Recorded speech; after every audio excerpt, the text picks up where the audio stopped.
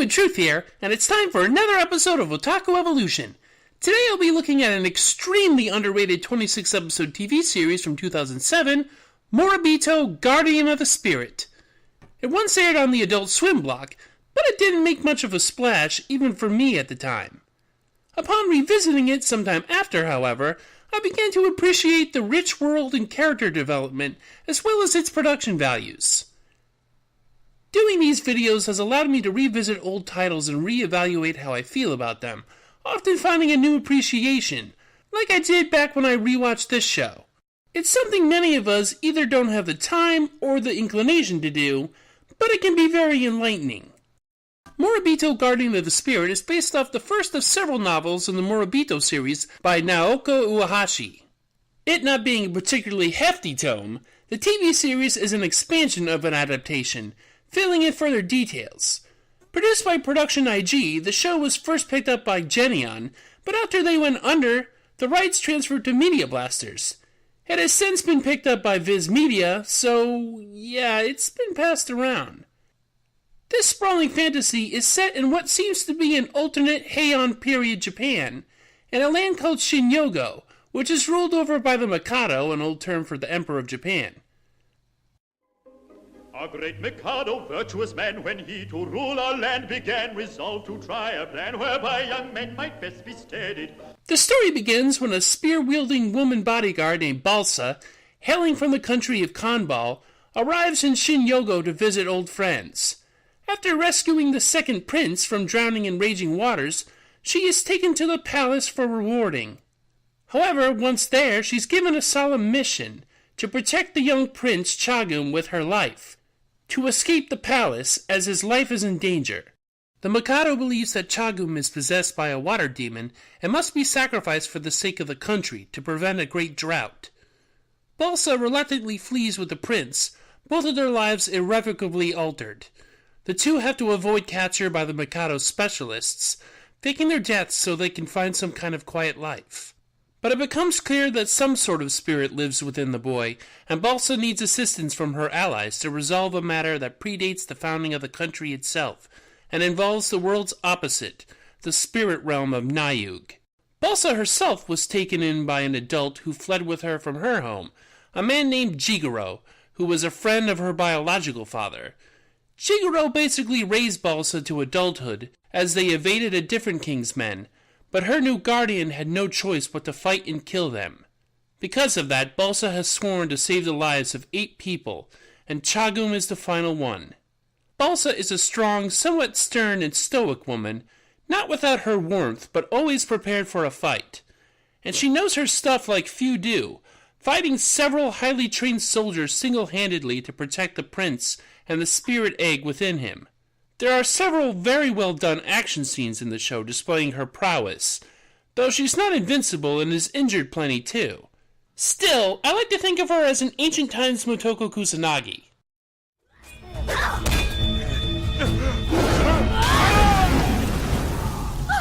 What have you done?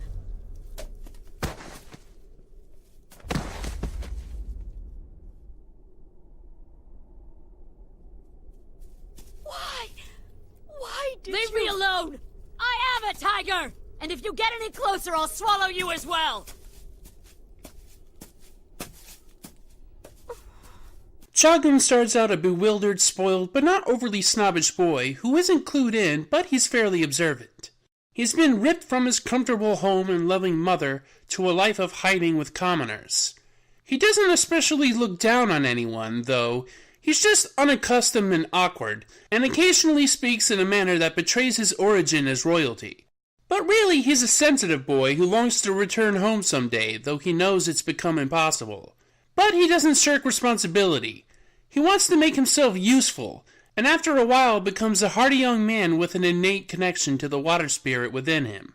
Helping Chagum and Balsa are an array of friends, such as Tanda, the herbalist, who's known Balsa since childhood and seems to harbor romantic feelings for our heroine, even though they aren't overt.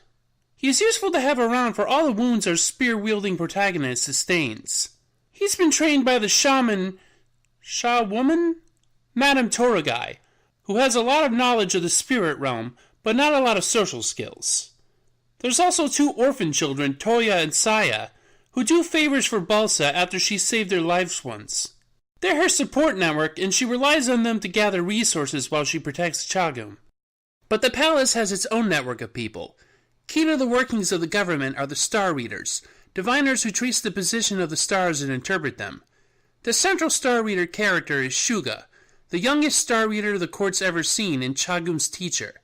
After the prince's escape, he's desperate for signs that either the boy is alive or the drought sign has disappeared, not realizing their true relation.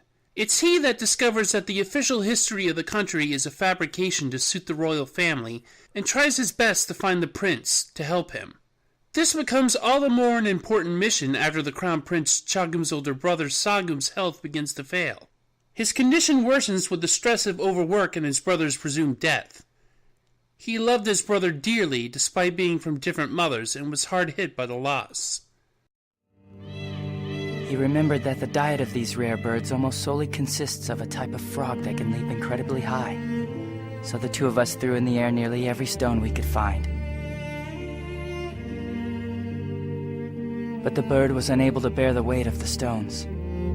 It was nothing more than the innocent act of 2 boys, but an incredibly foolish one all the same. It was Chagum's idea to bring it to the palace and nurse it back to health. He insisted.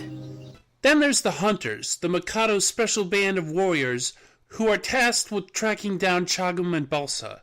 They're experts at both combat and gathering information, and come to respect Balsa after she bests them time and again. It takes them a while to come around to not wanting to kill her, though, even after the water spirit is identified and Chagum's safety prioritized. They all inhabit a world that has magic in it, but not a great deal of it. We rarely see magic used, and most of the supernatural elements are the spiritual link between the worlds of Sagu and Nayug. Weapons and tools are mostly just basic metal and wooden ones, so I guess it's what they call low fantasy, with a minimum level of mysticism, just enough to spice things up a bit. Those huge-ass monsters everyone fights in the last act are definitely reminiscent of cosmic horrors, and can reach from one world to the other with ease, but the characters mostly fight them with primitive flamethrowers and bladed weapons. It's like a very subdued wuxia. If you're unfamiliar with wuxia, go back and watch my video on Giant Robo. It's a pretty good one. Although I love the journey of Balsa and Chagum and their race to extract the water spirit and prevent a drought, sometimes I like the show best when it just takes some time to breathe and reflect on the current situation. For instance, one of my favorite episodes involves Toya teaching Chagum about city life by showing him Monjin Zen, a gambling game. That dealer guy is gonna spin these foreign coins with white faces. He's gonna spin a total of 3 of them. The game's pretty simple. Basically what they're betting on is how many coins will come up heads. If you bet 1, it's Mon.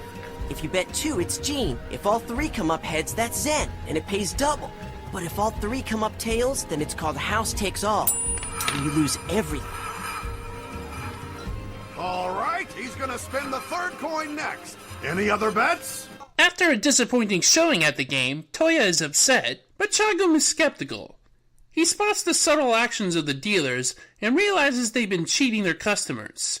Chagum takes a seat at the table and instructs the various players what to bet and when, which repeatedly embarrasses the dealers. Eventually, the boy reveals the con. The dealer here controls everything. He can determine the outcome of the first 2 coins using the 3rd one.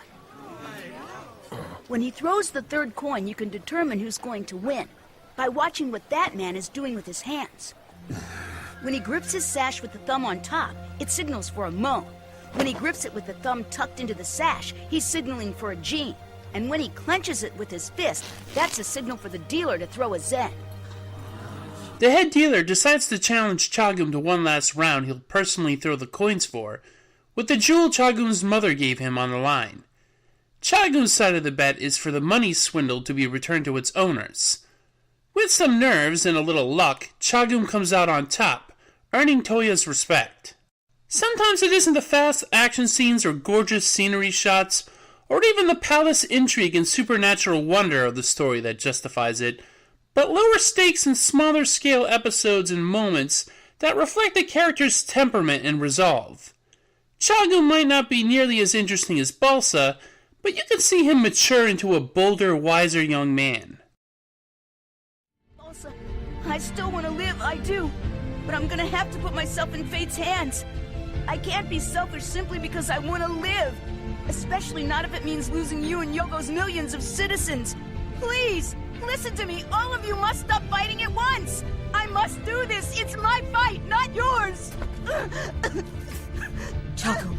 As I'm sure you've probably noticed, the production values are pretty high, with a lot of well-animated sequences and rich landscapes and environments. This is Production IG after all, and they use talent like Tetsuya Nishio for animation. It also helps that they've employed the prolific Kenji Kawai as music composer, and he's among the greats like Kajiura, Hisaishi, and Sagisu. I've covered some of the anime he's composed for, like the Patlabor franchise and Blue Seed.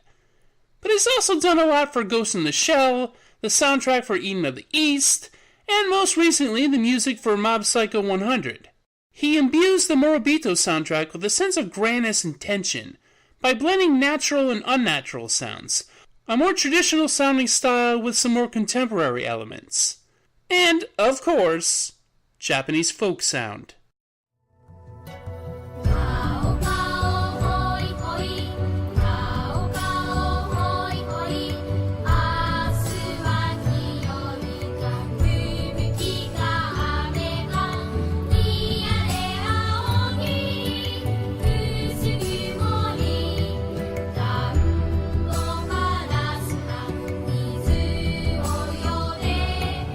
I wish they had made more adaptations of the novels, because there are several more, and I'm sure they could have expanded them as well into great shows.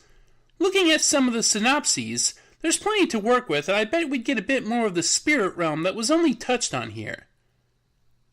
Moribito was hardly some kind of groundbreaking, interweaving epic of strong themes and philosophical underpinnings, other than perhaps the idea of sacrifice.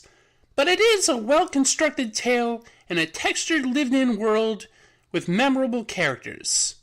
In the end, that's all you really need to make a good show, and Moribito is just that, a really good show, and honestly, very underrated. Well, that's all I have to say about Moribito, so that ends this video. I feel like watching a 26-episode series for this really put me out. But if I need to see a doctor about my condition, I could do worse than the subject of the next episode. It's the return of the stitched-up surgeon, Blackjack. Until then, see ya! A masterpiece? You must be joking. I've heard it said, when you grip the hilt of one of my swords, you're filled with the urge to use it on others. So in the end, it's an evil weapon. A sword that kills no one, and in doing so, frees them of their fate. That is the weapon I dream of. That would be the ultimate sword. Every day I wonder if I'll get the opportunity to create such a magnificent weapon for someone.